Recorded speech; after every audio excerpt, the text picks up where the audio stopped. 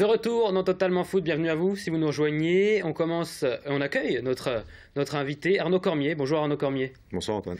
Comment allez-vous tout d'abord? Bien, merci. Des questions bêtes. Vous êtes revenu tout récemment chez nous, chez les 100 et Or, pour vous occuper de la formation, c'est ça? Ouais, c'est ça. C'est ça, j'ai repris la responsabilité de toute la formation des 7 ans aux 19 ans. Déjà dans un premier temps, ça fait beaucoup de choses. J'ai une responsabilité directe sur la préformation. Voilà, j'ai pris la suite de Laurent Perlade qui était parti. C'était compliqué de le remplacer. Donc voilà, en étant là, je me suis dit, je retourne donner un coup de main sur voilà, ce que j'ai fait très certainement de mieux au Mans, c'est-à-dire la formation. Et quand vous dites responsable de la formation, c'est vous entraînez toujours les mêmes équipes, plusieurs équipes donc? Ouais, j'ai la responsabilité des 15 ans, Des 15 ans. qui vont disputer le championnat 16 ans DH. On va les surclasser pour que ça soit un petit peu plus dur pour eux. Et puis après, je dois avoir un regard et essayer de faire partager toute mon expérience sur la totalité de la formation. Mais chaque samedi après-midi, je disputerai le championnat 16 ans DH. D'accord. Comment il s'est fait ce retour avec Le Mans? La raison elle est simple, c'est le président est un ami depuis très longtemps. On a travaillé ensemble au niveau du Mans. Quand il a eu l'idée folle de retourner, de se présenter à la présidence, il m'a dit il faudra m'aider. Je dis ça sera difficile, mais si je peux te filer un coup de main, je le ferai avec beaucoup de plaisir. Je le vois se démener, d'y passer ses journées et voilà. On a discuté beaucoup cet été et voilà, je lui ai dit que si j'avais pas de projet qui m'intéressait pour reprendre une équipe professionnelle ou ailleurs, je viendrai l'aider pour donner le coup de pouce supplémentaire. Donc voilà, c'est une relation vraiment très particulière avec lui et puis l'amour toujours de ce club. Justement, vous n'avez pas repris de club professionnel depuis l'arrêt de votre contrat avec Le Mans FC.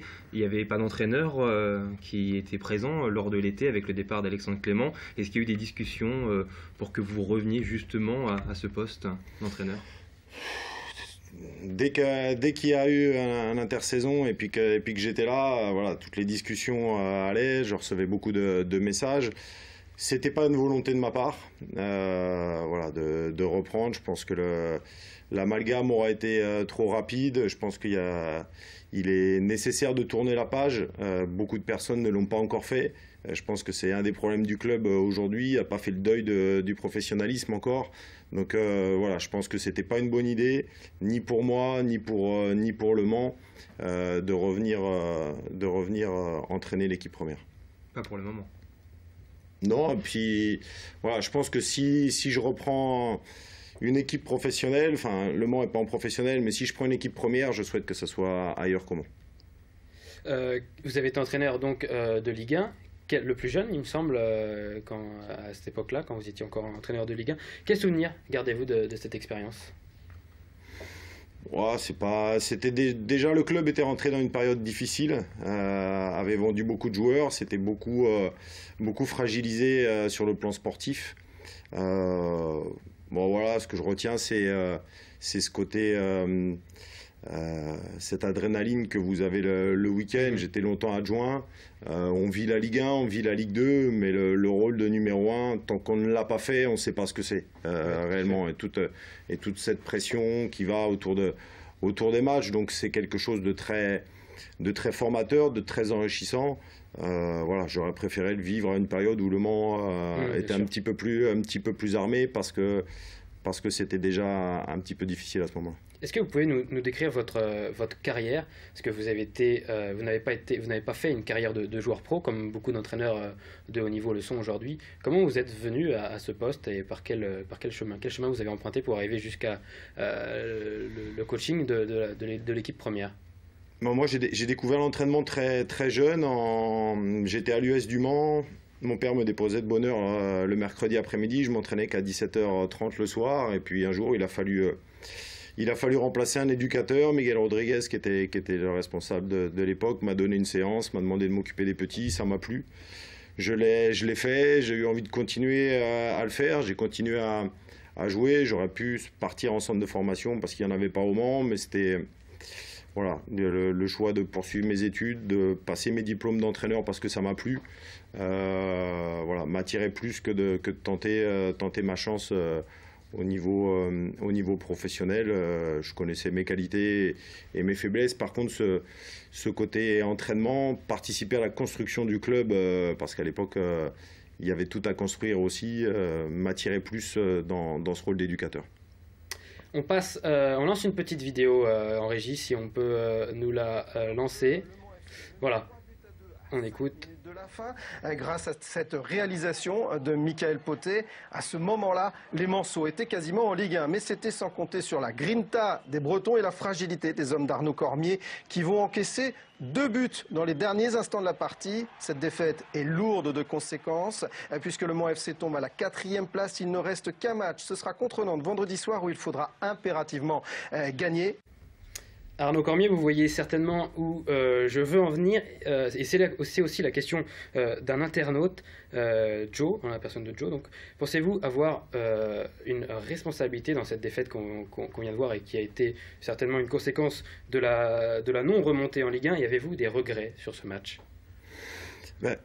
Contrairement, quand je vous dis qu'on n'a pas fait le deuil, c'est que vous me posez encore les questions. Je pense que je vais répondre, bien sûr, mais je pense que voilà, c'est un des problèmes du Mans aujourd'hui, c'est qu'on ressasse toujours ces mêmes choses. Après, toutes les personnes qui ont voulu m'en parler, je leur ai répondu la même chose que je vais vous dire. Si j'ai des regrets, c'est pas sur ce match-là. Voilà, parce que sur ce match-là, on n'était pas bien. On mène 2-0 à la mi-temps en ayant 2 tirs, on subit une barre transversale, on est en difficulté, on avait joué le lundi, on avait moins de récupération que les autres. Et sur ce match-là, on n'était pas bien et j'ai apporté les mêmes solutions pour essayer de consolider le score que j'avais apporté sur 3 matchs précédents qui avaient fonctionné. Et ce soir-là, elles n'ont pas fonctionné. Voilà. Honnêtement, si c'était à refaire à ce moment-là, j'aurais fait exactement la même chose. En tout cas, comme vous l'avez dit, c'est du passé. Maintenant, vous êtes revenu et c'est pour notre plus grand plaisir, je pense. Vous avez emmené vos joueurs c'était quelle équipe? C'était la réserve de CFA en Coupe Gambardella jusqu'à la finale et vous l'avez gagné même. C'était les 19 ans. C'était les 19 ans, pardon, la Coupe Gambardella, 19 ans. Ouais. C'est votre meilleur souvenir au Mans SC, au MUC? Ouais, bien sûr, ouais, c'était le MUC 72 à l'époque. Ouais. C'est de loin le meilleur souvenir parce que voilà, il y a le côté professionnel, il y a tout ce qui va autour, mais ce qu'on a vécu à ce moment-là, où je disais, on était en train de mettre en place le centre de formation, on se bagarrait avec des clubs de Ligue 2, dans le recrutement, dans la mise en place des infrastructures, on n'avait pas les meilleurs joueurs de France et on a réussi à créer une équipe, à créer une osmose, à avoir une qualité de travail qui nous a permis de remporter des matchs décisifs, d'aller au Stade de France, de pouvoir bien gérer cet événement et puis d'avoir le seul trophée du Mans aujourd'hui. C'était un moment magique et voilà, on fête tous les ans cet anniversaire avec les joueurs en hommage à Clément Pinault qui était un de nos joueurs et qui nous a quittés et voilà, ça nous soude encore plus. Aujourd'hui, vous êtes aussi chef d'entreprise. Vous avez repris une entreprise de foot à 5, c'est ça? Ouais. C'est un endroit que j'ai toujours fréquenté et auquel j'allais me défouler le soir avec mes amis. Puis un jour, il n'y avait plus d'activité, il n'y avait plus rien. J'ai dit qu'est-ce qui se passe? Voilà, j'ai vu que ça allait s'arrêter. Et puis voilà, l'idée dit pourquoi pas essayer de reprendre, voir ce que c'est que de créer une société, que de devoir refaire partir une activité, le dynamisme qui doit aller avec. Donc voilà, c'est une belle expérience. En tout cas, on a ramené l'esprit convivial autour du foot que nous, on aime et qu'on allait chercher là-bas et on a essayé de le ramener sur place et voilà, on est plutôt satisfait de ça. C'est audacieux de votre part quelque part parce qu'il y a eu 2 gérants successifs et ça a coulé 2 fois. Ouais.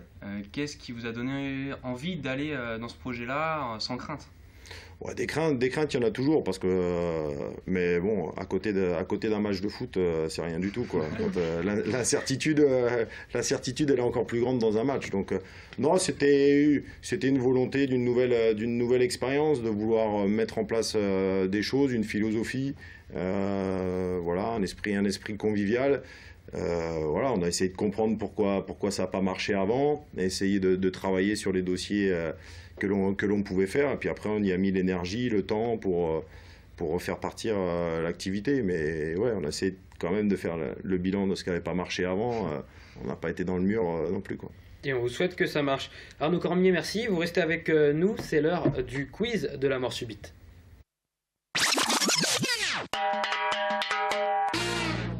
Le principe est très simple. Je vous pose des questions à tour de rôle. La première mauvaise réponse, ou les mauvaises réponses, vous êtes éliminés tout simplement.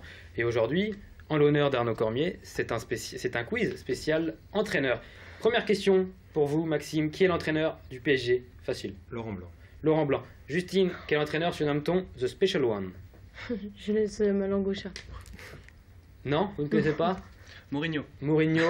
Justine, vous êtes éliminée. Ça fait 2 fois que les filles sont éliminées très rapidement dans cette C'est que le émission. foot Hein. féminin, tu nous Il va poses falloir pas, suivre, hein. pareil. Il va falloir réviser avant. Arnaud Cormier, c'est à vous. Quel coach est connu pour s'asseoir sur une glacière? Bielsa. Tout à fait, bonne réponse. Maxime, quel était le sélectionneur de l'équipe de France en 1998? Aimé Jacquet. Aimé Jacquet, bonne réponse.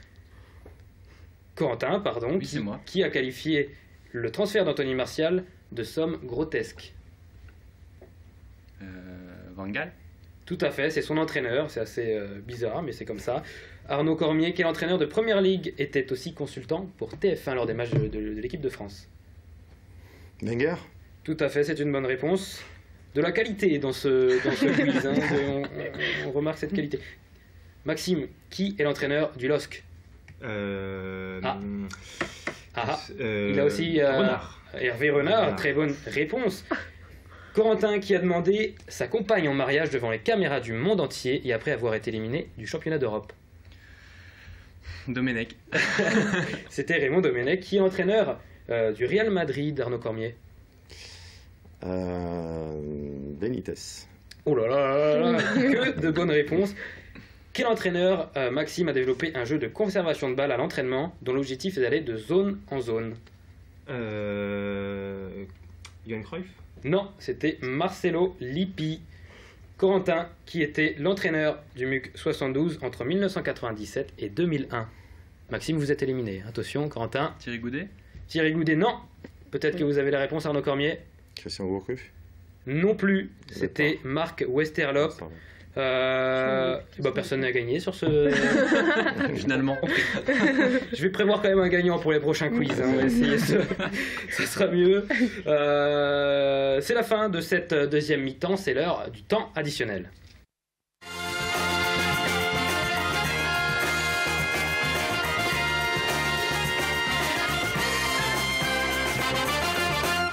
Et on commence ce temps additionnel par le débat et aujourd'hui on se demande si oui ou non faut-il interdire le déplacement des supporters à risque.